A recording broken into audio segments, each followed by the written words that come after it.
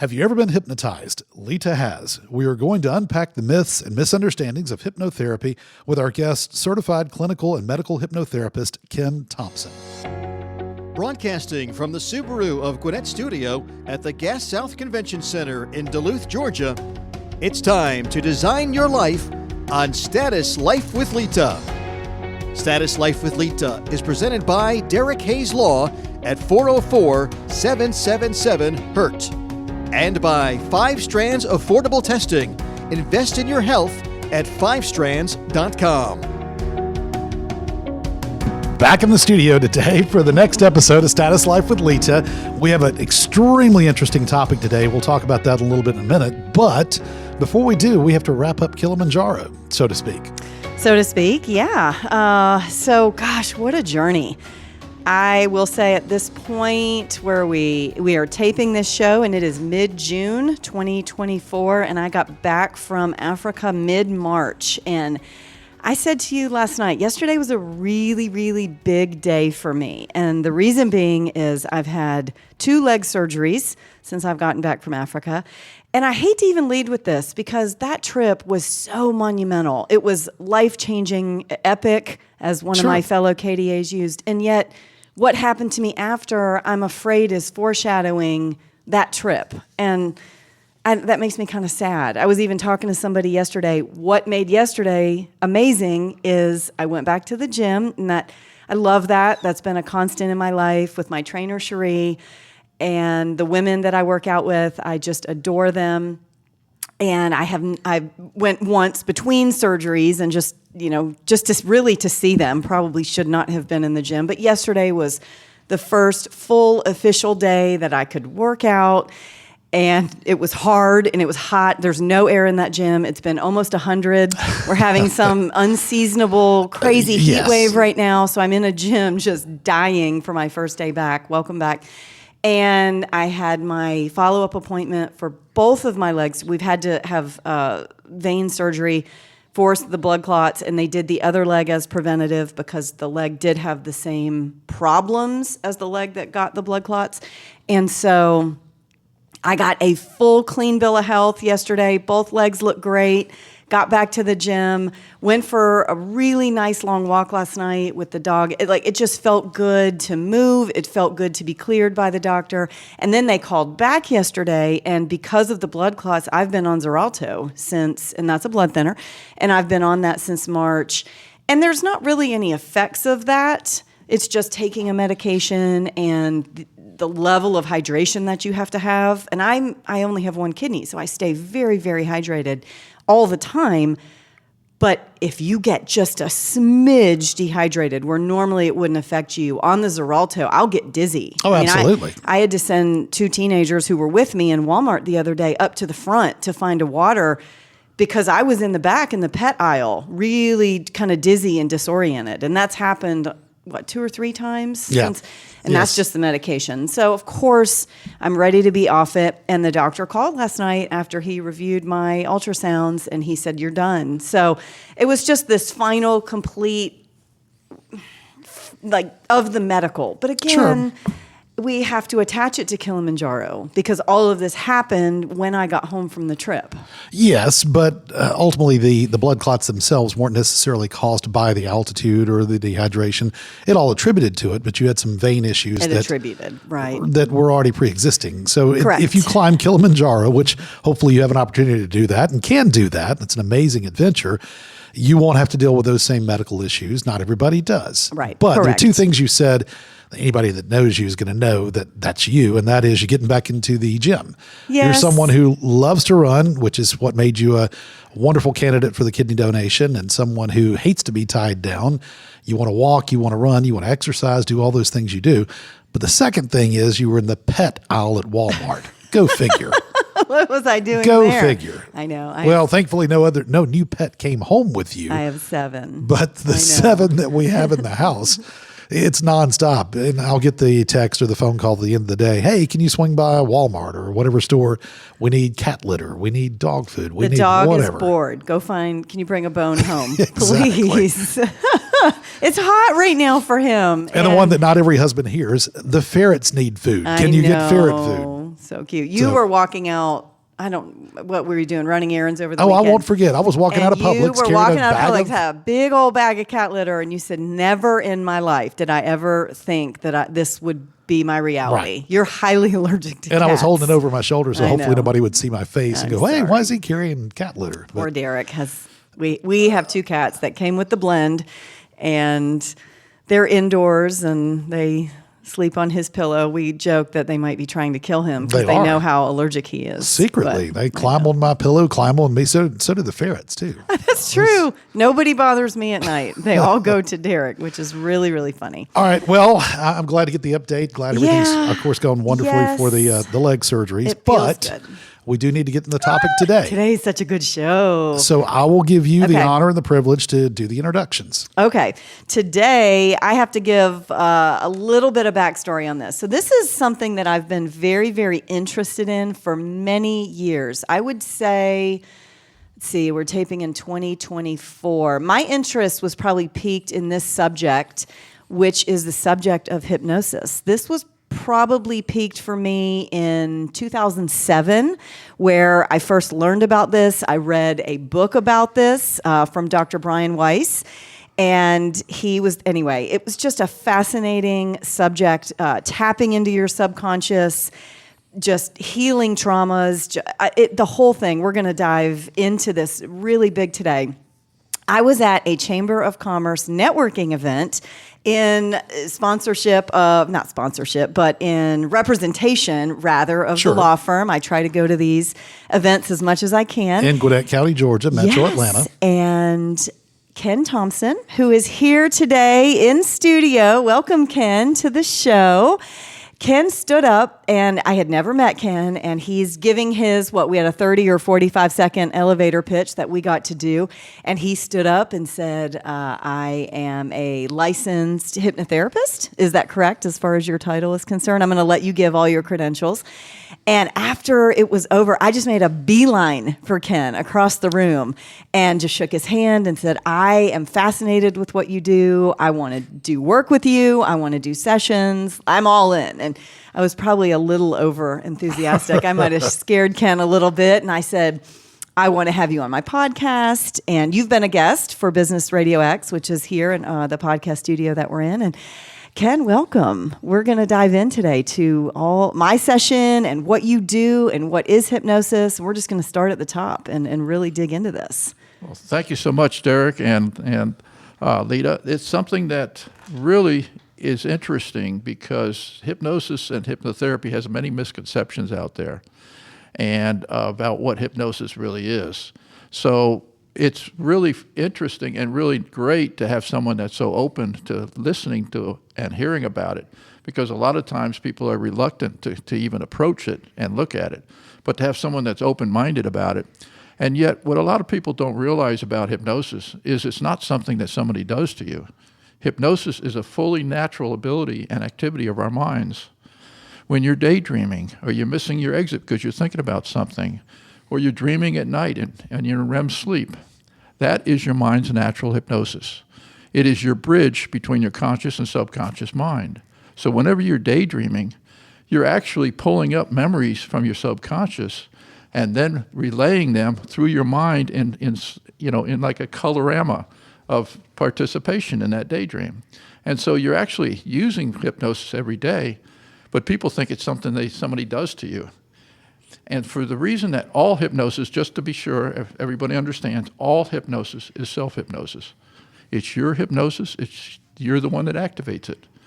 So all I do is show you how you can tap into that and use it for more than you thought you could. It's like when you go to the gym. You find out you can do more with some of the different machines and everything there than you knew you could when somebody showed you how to use them. And then you just make yourself stronger.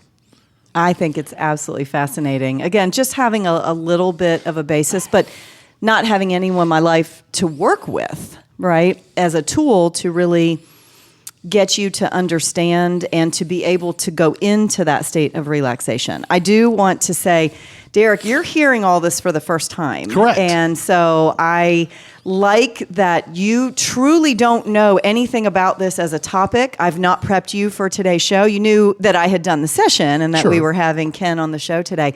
But you're truly hearing all this like probably most of our listeners that don't understand I'm going to go ahead and interject something off the top. When you mentioned the fact that hypnosis is not something you do to the person, it's something the person basically does to themselves, that state of relaxation or however you want to phrase that. But nonetheless, when I think of hypnosis, I think of the comedians that will bring people on stage and have somebody get on all fours and bark like a dog and things of that nature is my perception, not knowing any more, of hypnosis, which means they're doing something to that person, at least as from the outsider looking in.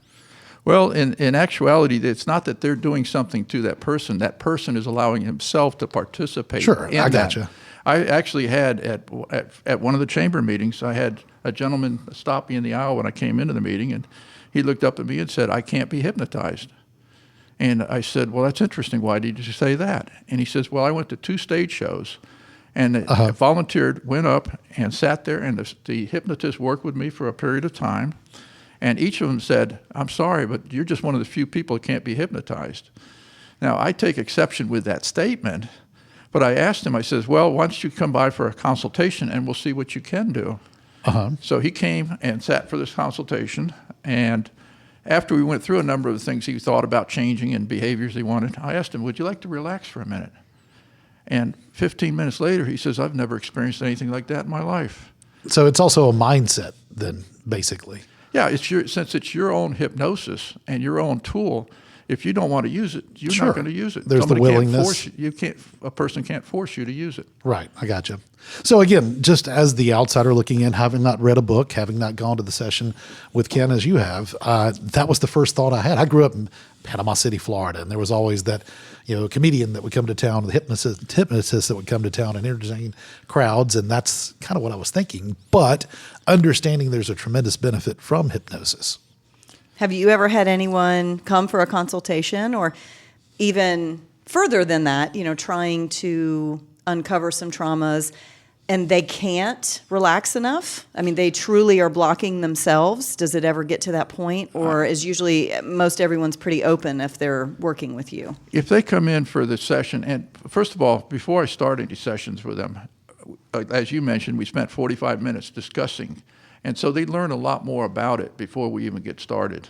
So they're more aware of the situation of what hypnosis is and how you use it. I've actually had one couple that went to their priest and asked, mentioned they were coming for a session with me, for a consultation, and asked him if it was okay to go. Interesting. And so, very interesting. And what he told them was just, yes, go, but just be cautious. So I explained everything to them, and at the end of the session, they both wound up, through the consultation, they both signed on for sessions because they understood that it's something that we have in our minds, and I was just showing them how to use it. I love that. Yeah, I do as well. But go ahead. I want you to talk about, you kind of posed that to me. I want you to talk about what your mindset was when you met with Ken for the first time in that initial session. Well, I had a lot of excitement. I had a lot of, I guess because I had a little bit of the basis of knowledge and I understand relaxation. I have a very, vivid imagination. I can daydream really well. And I also, would you say, is hypnosis does it have any sort of relation to meditation? Because I feel like meditation is also a form of relaxation, but I meditate a lot. I love that solace, and I can go very deep into a meditation very quickly. So to me, there was no reservation going into a session that I wouldn't relax. I'm just there to learn it all. I'm looking at my notes now because, like you said, it's 45 minutes of us talking, and I think it was probably at the end of that 45 minutes. Of course, I wasn't watching the clock. I was I've got almost 4 pages of notes here, but I'm a note taker. That is how I process. I said that to you. I said, everything I'm writing down is just me remembering all this. That's how it goes in my brain. But there was a point where it stopped being general information about hypnosis and it changed into you asking me more therapy type questions, that there was a point where you really started drawing out of me where we were going to go during the hypnosis and the relaxation session, right? Is that part of where your guidance is? You're trying to really get me to a point of what we need to work on. And that's exactly right. One of the things that I use a lot, and it goes back to the Greek philosopher Socrates back in 400 BC, he believed that we all had inner knowledge inside of our minds that we could solve a lot of our problems. We just don't know how to get the answer out. We don't know how to ask the right question. So as you noticed, I was asking you questions about certain things, and you were coming up with the answers and bringing it out. And that's all part of this. That's the part of the therapy session that's therapeutic, because you're actually telling yourself the answer to a problem that you didn't know how to fix before. So by asking certain direct or specific questions in a certain way, the person will bring up that answer from themselves. They'll be less resistant to making that a part of their life because they thought of it. It wasn't something I told them to do. Well, I want to interject again. You talk about Socrates. Law school, and of course I'm an attorney, law school is all about the Socratic method of teaching, eliciting those questions and those answers and getting you to basically view things in a light that's not either comfortable or familiar to you, and seeing things from all angles. You know, as a plaintiff's attorney, you got to be familiar with the defense side. You've got to know what their thought process is and that information they're trying to gain, but also too in putting someone on a witness stand. My objective is to walk them through a series of questions to get that information out that I, obviously need for the purpose of my side of the case, whatever that may be. And it's all Socratic method, every bit of it. So I understand that, and I agree with that. That's a tremendous tool to bring things out of someone. I get it. I think it's really interesting. This is something that, a little bullet point that I remember from the 45 minutes of our session. You had talked a lot about the fight or flight. And do you know where I'm going with this? Just as that's what our body does during fear, during trauma, during anxiety, and that you, using this relaxation technique, are able to ease that, help that. Can you kind of guide through that a little bit? Because most people understand fight or flight. That's conscious. We are taught that. That is our reaction to anything in our life. Again, it's not always trauma. Sometimes it can just be, anxiety or grief or uncomfortable. Yeah. Correct. But just based on that, can you go a little bit deeper into that? Yeah, when it comes to the fight or flight system, the sympathetic and the parasympathetic nervous system in our bodies, sympathetic is our fight or flight, parasympathetic is our balance to that, which is our relaxation side of it.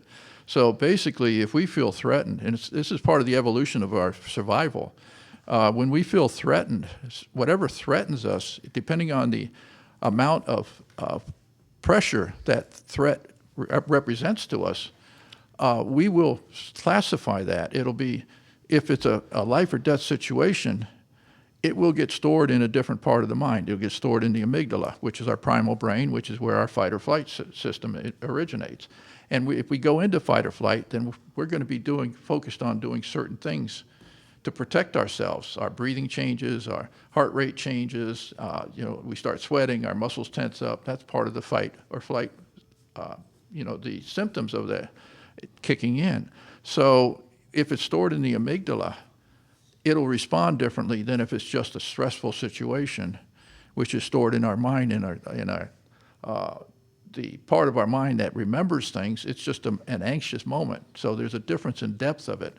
If it's the primal fight or flight that's activated, then it becomes an all or nothing situation, because when you're in fight for your life, you respond with everything you have. There is no, should I think about this, or should I maybe hold back on a punch, or should I, it's not the best approach to that. Not the best approach, and not the most energy efficient either. Sure. But it's interesting because in fight or flight, various systems of the body shut down because you don't need to be worried about digesting your dinner if you're running for your life. And, there's a lot of your immune system. You don't worry about getting scratched up if you're running for your life. So parts of the system shut down and emphasize that fight and survival mechanism. So neat. Do you see anyone who comes to you that's ever stuck in a fight or flight response, and that this method of relaxation is able to truly get them out and get them to the other side of it? When sometimes we'll have people that are, if you've heard of flashbacks, a flashback is caused by a traumatic event that is stored in the amygdala with a strong emotion attached to that memory. And that, when that happens, that flashback is an instantaneous thing. Something triggers it. For instance, might be a backfire of a car, might, trigger a memory of a gunshot or a battle, and it's just that triggering that automatically activates it. Now, when I talked about it being stored in the amygdala doesn't think, it acts. Okay. It bypasses thought process completely. It hijacks the brain into no thought, it's action now. And so that's why people respond without realizing this is why, why am I doing this? Why am I jumping at a car backfiring? You don't have time to think about it. Your brain takes over and says, no, act now. Now, with the hypnosis in a process, one of the processes I use, I'm able to help them to reprocess that memory that's stored in the amygdala and help them to disassociate the memory from the emotion. And by breaking the two of them apart, it becomes just a memory that's stored in the hippocampus like all other memories, and there's no longer that emotion. So I've had trauma victims that came to me, and after the end of the session of working on this particular trauma, one of the things that amazed them was when they thought about it, there was no emotion. That emotion, anger, fear, whatever it was, just wasn't there. They remembered it, they remembered the situation, but they did not feel the anxiety or the emotion. And that's the big difference of separating it and breaking it out of the amygdala and reprocessing it. Now that's the part that's I was going to really say that's fascinating amazing to me. because there's so many people that revert to medications, to other sources of therapy, things of that nature, trying to resolve that traumatic event or episode, whatever it may be, to be able to deal with it on a different level. But to be able to reprogram that, that's phenomenal. I think that would be amazing as a tool for someone going through extreme grief if they've lost a loved one and I know that grief comes in waves and I know that's a whole, probably separate topic, but to be able to just remember and have the love and the better memories, but to be able to pull, and separate and really release all that sadness. I think that, and depression, I'm sure that would help too with someone who really suffers, not from, just a loss and a tragedy, but true depression. I think this would be an amazing tool that I wish more, that's why we're doing the show. I wish this was more mainstream. And maybe it will be with Status Life with Well, Layton. clearly there's a bunch more to dive into, and Yes. hopefully we can get through the majority of this, if not all this. I know there's at least 4 or 5 shows we can I know. put Well, I together definitely with want to this. have time to talk about my experience. Right. And I want you to as well. But before we do that, a reminder that Status Life with Lita is sponsored by 5 Strands Affordable Testing. Gain personalized insights on how your body interacts with your diet and lifestyle patterns. All they need is 5 strands of your hair, and you'll receive personalized results to help you reach your health and wellness goals. Visit 5 Strands, that's number 5strands.com to learn more. Also, too, use the promo code LETA10, LETA, the number 10, for 10% off of your order. Yeah, absolutely. Love 5 Strands. We always just speak volumes about their project. I was out with all my girlfriends the other night. We were all talking about 5 Strands, and one of them even said, "Oh, I got to order it for one of my girls." I mean, you need to order it for everyone. Right, We've and done before this we get to for the everyone in our family, including our dog, because they will do pets. And Yes. I haven't got his results back yet. Hopefully by the next show. Not that everyone wants to hear my dog's intolerances, but I think it's really interesting. And when you have a 100+ pound dog, it's good to know what intolerances I sure they do. have. And so, because we talk about 5 Strands, we love it, we promote it. It's just a company really that I absolutely stand behind. I brought your I 5 saw Strands test today because I knew we were going to talk about this. I always guinea pig you on air. This is the point where I need to run to the car. So the way it works, you get about a 17-page report back once you send in 5 strands of your hair, and it has 3 different levels. So you'll have 4 different levels, rather. You'll have insignificant response, which is gray, level 1, 2, and 3. 1 is green, just like a stoplight. 2 is yellow, 3 is red. So red are your severe intolerances. And this is when you'll have noticeable symptoms. So if you have a really severe intolerance, you're going to maybe have bloating, maybe have stomach cramps, headache. Something that you eat is really going to affect your system. It's different from allergies. It is different from an allergies. This is an intolerance. And Derek, I just wanted you to know, and I'm not sure if you're aware of this.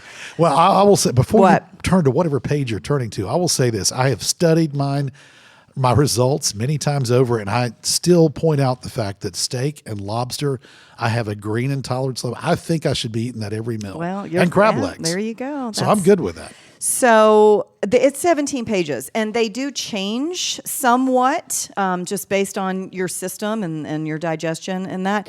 I just wanted what was the one I was going to tell you? Hold on. Tilapia. Really? We eat tilapia a lot, and you have a level 3 intolerance to it. And the other one that I needed to point out, because you put this on every breakfast that you eat, is cinnamon. That's off limits for you now, pal. Sorry. Well, cinnamon is one of my favorites. But it's fun to look through. Right. And you need to pull it out, maybe every 6 months and go back. It's 17 pages. You can't possibly memorize, because some is a 1, some is a 2, and some is a 3. And we tend to just look at the ones that are red, level 3, but you got to go back to the number 2. Well, I have memorized steak, lobster, and crab legs. Okay, sure. Those are I should have that every meal. Those are... He is insignificant response. So there is no intolerance to any of those for Derek. So anyways, that's our commercial. That's our sponsor. We love them. 5 Strands. Tired of experiencing bloating, eczema, diarrhea, or weight problems? Get to the root cause of your dietary discomforts with 5 Strands affordable testing. No need to schedule time off work. Just collect and send in 5 strands of your hair to see how intolerant your body is responding to over 600 common food items. Intolerance reactions are not life-threatening like allergies, but are responsible for most daily discomforts. Achieve your dietary and lifestyle goals by visiting 5strands.com and ordering your at-home collection kit today. Hello, everyone. As a listener of the Status Life with Lita podcast, you already know I'm attorney Derek Hayes. I've been practicing law in the state of Georgia now for over 26 years. My firm specializes in cases involving personal injury, catastrophic injury, nursing home abuse, and any other situation where someone was injured by the negligence of others. As I've said before, if insurance companies ever resolve claims the way they should, I'd be out of a job. But I'm not worried about that happening. Did you know insurance adjusters are trained to pay you as little as possible to protect their company's bottom line? They say they're genuinely concerned about you, but really the goal is to settle the claim with you for far less money than you deserve. My job is to make sure they pay the full value of your claim and nothing less. You can speak directly with me by calling my office at 404-777-HURT. Visit my website at derekmhayes.com. or check out my social media platforms on Facebook, Twitter, and Instagram. And be sure to catch my podcast, Injury Insider with Derek Hayes, wherever you enjoy your favorite podcast. I look forward to speaking with you. And we're back, and I do want to go into another topic, or another question, I guess I should say, for Ken that I think a lot of people listening will have, and that is, give us some scenarios when people would seek out your assistance with hypnosis to deal with whatever kind of issues. In other words, some issues that are most common for you to work with people to help them. Well, most of the issues that I work with are basically behavioral issues. There's habits and beliefs and behaviors we have, and some of them work for us, and some of them don't. And when people figure out they have some of them that don't work for them, they like to either change them or get rid of them. And even the ones that do work, you can strengthen them. So hypnosis works on both sides of the spectrum. It's hypnosis, so you understand, hypnosis is not therapy. Hypnosis is a delivery method. I call it my peach pass. Okay. Because it allows us to, all our habits, beliefs, and behaviors are stored in our subconscious mind. Those are the ones we want to affect. Well, in our conscious mind, we're trying to make changes. So how would be a better way to get to those faster than by using our own peach pass to get in the fast lane to go directly to our subconscious mind? Okay. So that's the reason it gives us, it's the only way we can directly and deliberately access your subconscious mind is by using your own natural hypnosis. So it's a tool like EMDR is another tool that a therapist would use to help someone? That's exactly right. Okay. And EMDR actually has a little bit of a hypnosis background to it because the rapid eye movement, moving the eyes is what you do in REM sleep, which is when you're in a state of hypnosis. And I think that leads into one of those misconceptions that a hypnotist, right, has got the crystal and they're kind of going back and forth. You're getting and the sleepy. clock. You're getting very sleepy. Is that where that comes from? That's where it comes from. In REM sleep, what are your eyes doing? They're moving back and forth. Okay, so if somebody puts something simulating that in front of your eyes, what are your eyes going to be doing? Oh, I remember this. I had a great dream about this last night, and it helps you to get back into that state of mind. Right. That's typically what you'll see in TV shows or movies is somebody sitting in a chair and the hypnotist holding that shiny object and swaying it back and forth. Do you think those misconceptions have given hypnosis a bad rap? I think depending on how the person looks at it, it has in some ways, because they think it's something that somebody's doing to you, not realizing that it's just activating something that's inside of you, and you're just being able to access it easier.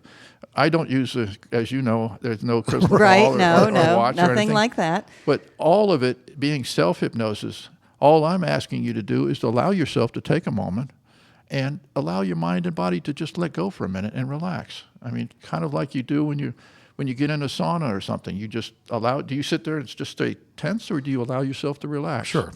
Derek?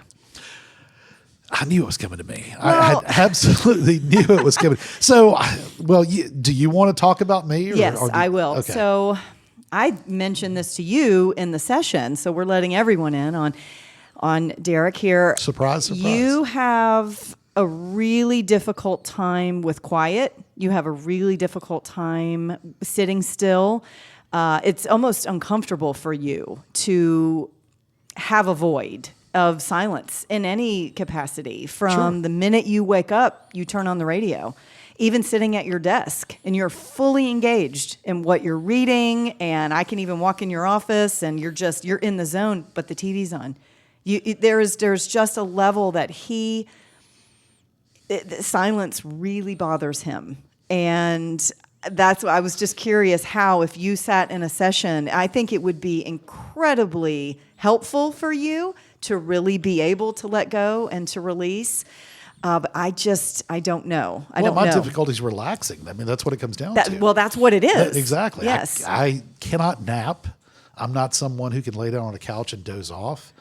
I have difficulty going to sleep. I have difficulty staying asleep. My mind thinks about those 50 million things that are, in my mind, in that moment, most important in the world. Even things when I was, 20 years ago, going, oh man, I should have done this or I should have done that, which is, again, my mind racing to anything and everything that's not important in that moment, not more important than the actual sleep that I need to get. It's just that ability to relax. Does that make him the perfect person to come and do this? Well, it makes him the perfect person if he wants to make a change to that. Oh. If he doesn't want to make the change, remember, I cannot make anyone do something they don't want to do. Sure. But if you do want to learn how to relax, first of all, to think about it for a minute, you have been relaxing since the day you were born, because when you do go to sleep, there's points in time when your mind is released and relaxed, and it does it naturally. You didn't have to learn that from anybody. It was something you were born with.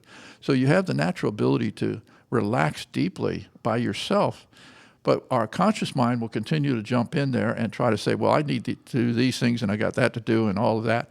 And that's something is learned. It's learned behavior that you've learned, and it could go all the way back to childhood, to always being involved in an environment or atmosphere where all this was going on all the time. And so it was a learned behavior, and it's become normalized. It's something you accept as normal, even though it's not the normal routine for, Sure. Another way to phrase it, I think, would be always on stage.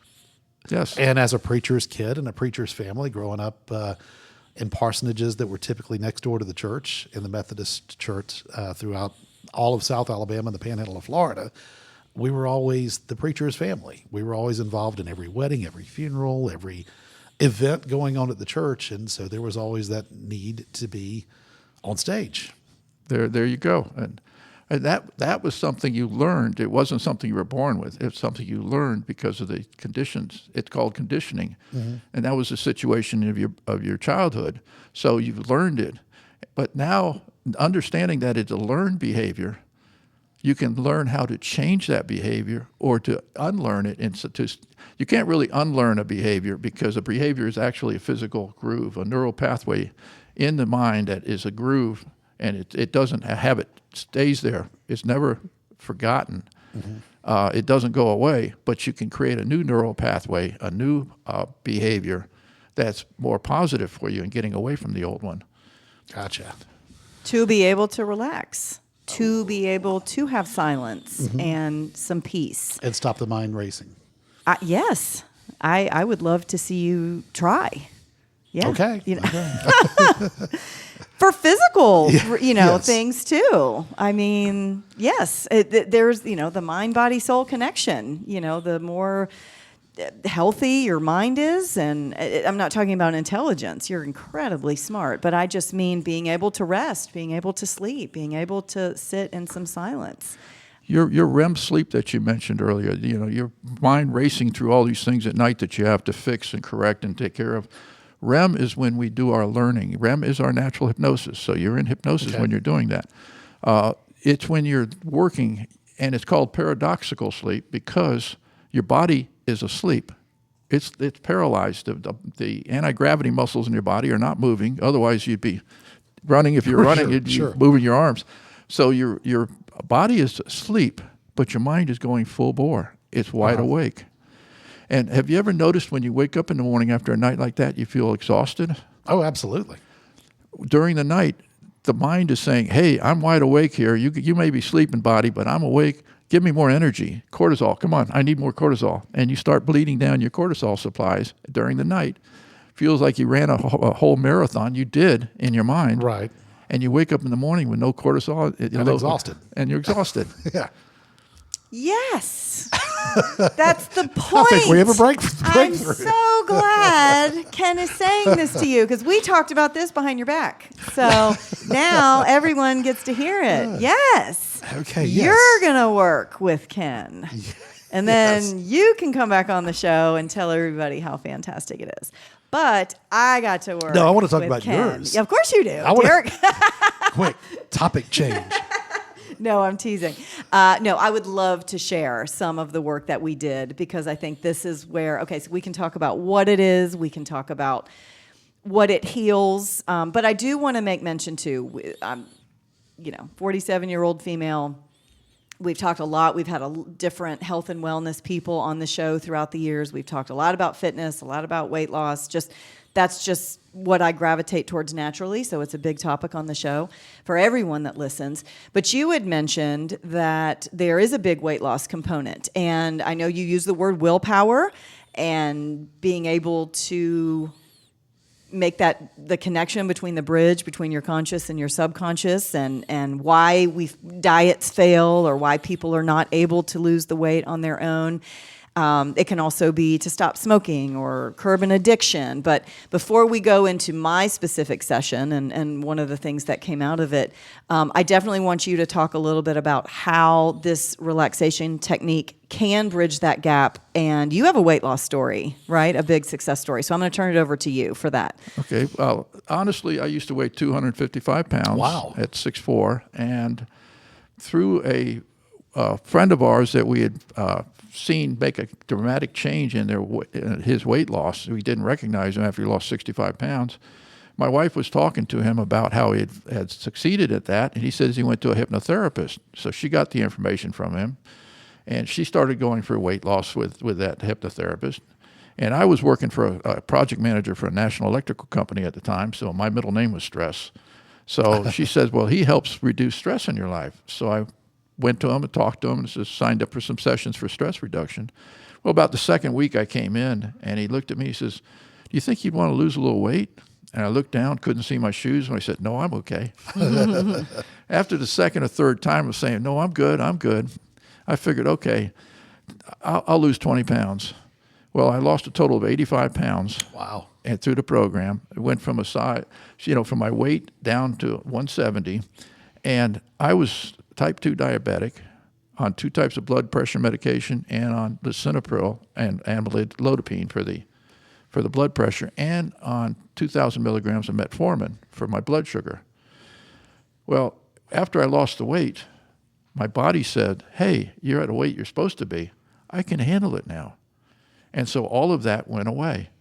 I can't say that for everybody, but for me, when I got down to the weight where I was supposed to be, Mm-hmm. my body says, I can handle you now. When you were up there, 255, I couldn't handle it. I needed help. Wow.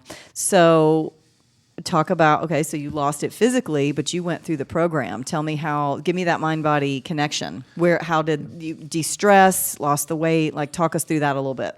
So the big difference between this program and a diet, diets have a beginning and an end, and diets use the two components, the two workhorses of your conscious mind, which is willpower and discipline. Those are the only two tools that the conscious mind has. So when you decide to go on a diet, you're going to just eat this, this, and this, or you're not going to eat that. That's willpower and discipline that's keeping you from doing that, okay? Until it gets distracted. Now, what happens when you get distracted from it and you suddenly find you're doing this without even thinking about it? So most diets will only last up to 72 hours before they start failing, okay? It's Wow. very short Sure. term. But even if you did lose the weight, you go back to eating the way you were, and you ever heard the definition of insanity? Yeah, doing Yes. the same thing over and over again, expecting a different result. So the difference with what we do is one of the things I work with my clients on is while they're going through the weight loss, we're also working on there's three main reasons that people are overweight. Now, a lot of people think they're overweight because they overeat. Well, that's a symptom that results in an overweight condition. But the main reason why most people are overweight is because of stress, boredom, and anxiety. That's why they call it comfort food. You're eating because you're grabbing food as a way to comfort yourself, to make yourself feel good. Sure. But if you change how you respond to the stress, anxiety, and the boredom, and respond in a more positive way, you can get out of that habit of grabbing food for the answer. Mm-hmm. Replace that with exercise. Goals, those kind of things, future things. Hiking up on That's climbing a mountain. climbing a mountain. Yes. Yes, there you go. Yeah, you love to hike too. I remember Yes. that. Yes. He has a table full of rocks and fossils and Oh, wow. gems and all that in his office, and I went right to it and started identifying That doesn't everything I surprise knew. me at all. Yes, she did. She recognized things that are a lot Doesn't older than surprise I me am. at all. I know her You're entire the first family. person that's ever come over here and There are just not looked at many all the members of her rocks. family that are not going to go to the rocks and the gems and the minerals and the fossils. Yes, that is ingrained in us. So I have a session, 45 minutes of talking and notes and learning about everything that we've tried to put into the last 30 minutes of this show. Much more knowledge to learn. It's much more extensive. We're just scratching the surface here. And so I encourage anyone listening, if you have any deep interest in this, Ken, we're going to make all your information available. And you also do virtual sessions, correct? Because I know I would love to work with you further. And it is summertime here. I am a mom. I've got 2 kids at home, neither of which drive. And I'm between sports and friends. I am stretched really thin to be able to sit with you in office. But you said there is a virtual option as well. So anyone listening, if you just really, feel like working with Ken is needed. Derek, I know you're thinking that. So you can work virtually, so don't worry. We're going to get you connected with Ken, Derek, and you're going to be able to sleep. It's going to be great. Yes, dear. All right, let's move on. So we talked about at the end, whatever the time frame was, it's very organic. I don't think you say, okay, we're at 30 minutes. I need to start the therapy portion of this. It's conversation, and it just flows. And in this, you started asking me some questions about my childhood and about my family and how was it. And, I was just flooded with, it was wonderful. And I have, 2 wonderful parents and a younger sister. But at one point in the questions, something, and I don't remember the line of questioning, but something drew out that was more of a painful memory. And it was in that memory that the healing really began. And I had said to you that I would never have made this correlation, but we met in the month of May. And for whatever reason, this is very vulnerable to say all this on air. You would know this about me, just being my person. But the month of May, I tend to get a little nutty. I tend to obsess about my birthday but not in a wonderful, healthy way, and I don't know why. And the older I get, the worse it gets. It should be the opposite. I'm not a child trying to plan a birthday party. I'm a 47, just turned 47 in May, and I will worry about who calls. I will worry about who is celebrating me. I will get spun up about this, wasting energy, if they do call, we didn't talk long enough. Or poor Derek, he can't do anything right in the month. He will exhaust himself trying to make my birthday special, do anything. And it's never good enough. And I don't know where that stems from. But I will tell you, we hit on a few things about my childhood, and my parents listened to this show, so I just want to tell both of them they didn't do anything wrong. I did not have I had a beautiful childhood. But there was a memory. There was something that pinpointed that made something spiral and trigger. My birthday was a trigger. And we did a session. And do you remember, Ken, how long I was under relaxation for? Well, you're actually not as much under relaxation as enjoying relaxation. I was absolutely enjoying it. There is a time distortion that goes along with it. And you'll think that it's only been a short period of time, and it's actually a lot longer than it was, because it's like trying to figure out how long a dream is. A dream is only a split second. Right. And yet, so there's time distortion, but that relaxation also has a distortion, and you're not really aware of how long you're relaxing. It's like trying to remember how long you slept. Right. Unless you have a checker, like a Fitbit or something, you don't really know how long you actually slept. The only way I know how long I sleep is when I hit the snooze button. It's 9 minutes. And then you got 9 minutes to sleep. Yeah, exactly. That's all true, because he doesn't sleep much. There was a big distortion, and I will say I was absolutely fully conscious. I know that, without a shadow of a doubt. My eyes were closed, and I had headphones on, and I'm in a recliner, and I was very relaxed, and I remember your voice coming through the headphones, and I know I could open my eyes at any point, and yet there's time distortion. I have no idea how long I was there for when I was in my subconscious. But going back to my birthday and the craziness of the way I used to act in the month of May, I was leading up to my birthday and had absolutely no anxiety. I had no distress. Everything that I had even felt in the beginning of the month, just planning and frustrations, and it was all gone. I went through my 47th birthday with such ease and relaxation. Truly, everything just went away. Everything went away. That was the greatest testimony to the healing power of this. And I don't 100% know why. I don't exactly know what we worked on, but I felt amazing. And I know that you had an example that you had given me. I don't know the person, so I feel like I can share this. It's a general story that you had another female who had an extreme trauma in her life. I think it was some sort of physical and sexual abuse. And through that process, she was able to heal in the same way. It's like the memories, they don't go away. But when you disconnect, what is it? The feeling to the conscious part of that, the trauma, the all the negative emotions, all the negative adjectives I could spit out. When you disconnect all that even the deepest level of trauma, I just have issues about my birthday, but they all went away. Did you notice that in me, Derek? Yes. That I did not. I was not. I would say a crazy person, but I tend to get really spun up. The word I'll use is you enjoyed it more. Thank you. You've not enjoyed it as much. So see, and you didn't have any concept of what had happened in the session and what Ken and I had worked on. I didn't tell you anything. No, you didn't. But yes, there was a lot more clear enjoyment of the actual day, but then also to the time that we celebrated shortly thereafter, the party that we had, and not necessarily just a birthday party, but we had a party at our house, and it involved your birthday celebration. Yeah, and it was just fun, and it was relaxed, and I just didn't think anything about it. This may sound really silly, but just to be able to cut the cake, I was putting my own candles on it, and one of my girlfriends, grabbed it from me and was like, "You can't do that." But just that little gesture, I never would have done that before. It would have been like, who's going to do this for me? Who's paying attention to me? I didn't even think about it. I just wanted to cut it so I could serve it to everybody at the party.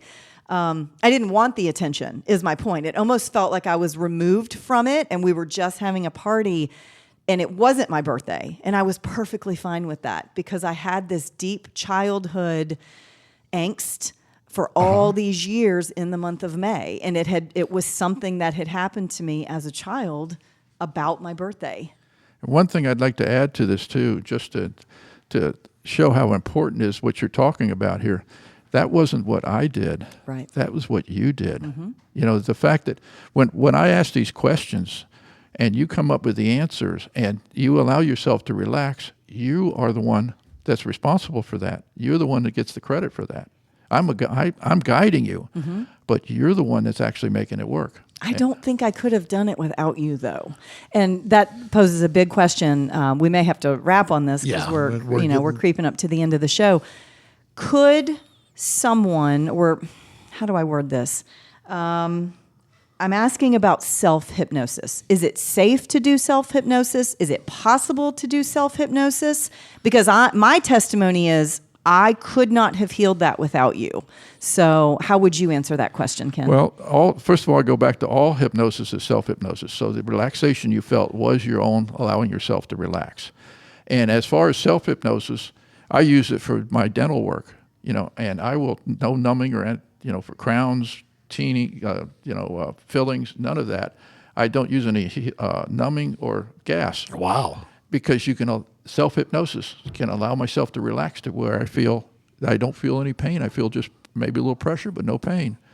And that's one of the powers of hypnosis is your ability to regulate how your brain interprets pain. So initially, the person that's hypnotizing, to use the phrase, you, is facilitating basically your own work. And then ultimately, when you learn to facilitate yourself, you can self-hypnotize. So whenever someone is helping me or guiding me into the state of relaxation, is the way I put it, I'm guiding you into a state of relaxation, and your mind's own hypnosis takes over and handles it from there. Okay, well, let me ask a question because I don't remember. There was time distortion, but for me, there was also some memory distortion because I only remember the questions you asked me when I was conscious and drawing that memory to the surface, and then I went under relaxation. That's the part where my disconnect is. Are you bringing me to that event or to that moment or to that healing while I'm under? Is that part of you being the tool? Or were you talking about that event to me in my ears and I don't remember? When you experienced that, what was going on was I asked you to, follow a path in your mind. Right. Oh, I remember this now. You take that path and follow that path and just allow that path to come up, to become available to you. But remember, it's like dreaming. How often do you remember your dreams when you wake up? Because the dreams are in the subconscious mind as well. And unless you wake up and write something down or you remember something in particular, you don't remember what you dreamed. I do write them down if they're vivid enough. If they're vivid enough, you write them down. I do. But otherwise, you won't remember them. So that's why you don't remember that, because your mind's own natural ability was bringing them up, living through them, and then letting them go back. Yes, I remember the path. See? It was stuck in there. We had to bring it back to the surface. I personally feel that I am not ready for self-hypnosis. There's another tool that I use, which is breath work, which is a very deep form of meditation. And I have tried to do breath work on my own unsuccessfully. I feel like it's much more powerful if I go to a session in a room and have Vaughn Piero. Sure. She's been on the show multiple times, and she is my facilitator for breath work as a tool for meditation. And I can meditate alone. I'm talking about going even deeper and working on these things. I personally believe you as a facilitator, it is much more helpful. It is necessary for me to be able to heal when I want to heal with a facilitator like yourself. And one thing just to add to that is it's like when you're learning to ride a bicycle. See, sometimes you'll need training wheels on it until you get to the point where you're able to. But if you notice, all the verbiage and all that I use there's nothing magical about it. It's just learning to use it with your own mind. So at one point, you'll take those training wheels off, and you'll be riding the bike without free. I love it. Are you ready for training wheels, Derek? Are you ready? Oh, you've got to be. Yes, He's of so course. resistant. I can see it in him. So I want you to sleep. I want you to relax. Trust me, I want to sleep. You didn't sleep last night. Your eyes, no yeah. one can see you, but I can tell. Derek did not sleep last night. And that is most every night. I'll look at him all the time like, go to sleep, please, please. I'm working on it. Well, Ken's going to work on it with you. Ken, Derek needs to work with you, and I'm sure lots of people listening are waiting for you to tell how they can reach you and how they can find you and how they can work with you. Well, very good. You can reach me through our website, which is thompsonhypnotherapy.net. And with that, you can give me a call or send me an email, and I'll set up a complimentary consultation. Every one of my first sessions is a complimentary consultation. Takes about an hour to an hour and a half, and there's no cost or obligation. And we'll be able to go through a little questionnaire that I had sent to you. You fill out some information. We'll go over some of the things you want to talk about or want to look at changing. And then I'll work through, go through that 45 minutes of educating you. And if that's all you really need is just a little education to break you out of it, then take it and go. If you want to continue with sessions, I'll work out and figure out how many sessions I think it takes. Because everyone, it's different, right? And I had Yes. you do that for me. And I said, okay, if I want to work on this as a subject, what do you think? And then you gave me your best guess on that. So again, there's not one cookie cutter way that this goes, right? This is everyone's own individual journey. So I think that's really fascinating too. Thank you so much. Thank you for my session. Thank you for being here and just for your willingness to educate all of our listeners on this. And I look forward to Derek working with you. So. I haven't talked for the last 2 or 3 minutes because I've just been listening, and I've seen the eyes kind of cut towards me from you. So I get it, but thank you again. I agree with everything she said. Thank you again. It's tremendous information. Anyone should reach out to you and at least start that initial consultation and find out where it takes them. Yeah. I'm sure there's amazing things that people can learn about themselves and their history and relaxation in general. That's what I'm looking forward to. Let me just end on, I had absolutely no idea, based on the line of questioning, that the moment that stuck out, the moment that changed, the moment, beautiful childhood, but we found this one point and we worked on that point and we disconnected the pain of that point, and I had this amazing birthday. I didn't know any of that was in there, and that's why I like using Ken or someone like Ken as a tool, because it's so freeing. That's I got to leave my testimony here at the end with an exclamation point. That's a perfect way to end Thank it. you. Absolutely. Well, thank you again very much for joining us on Status Life with Lita, presented by Business Radio X, Derek Hayes Law, and 5 Strands Affordable Testing. Make sure you subscribe to the podcast and Lita's Instagram, Status Life with Lita, so you don't miss any upcoming shows. This program and all the other shows are available in your favorite podcast apps. Until next time, for Lita Brooks Hayes, I'm Derek Hayes, and you are listening to Status Life with Lita on Business Radio X.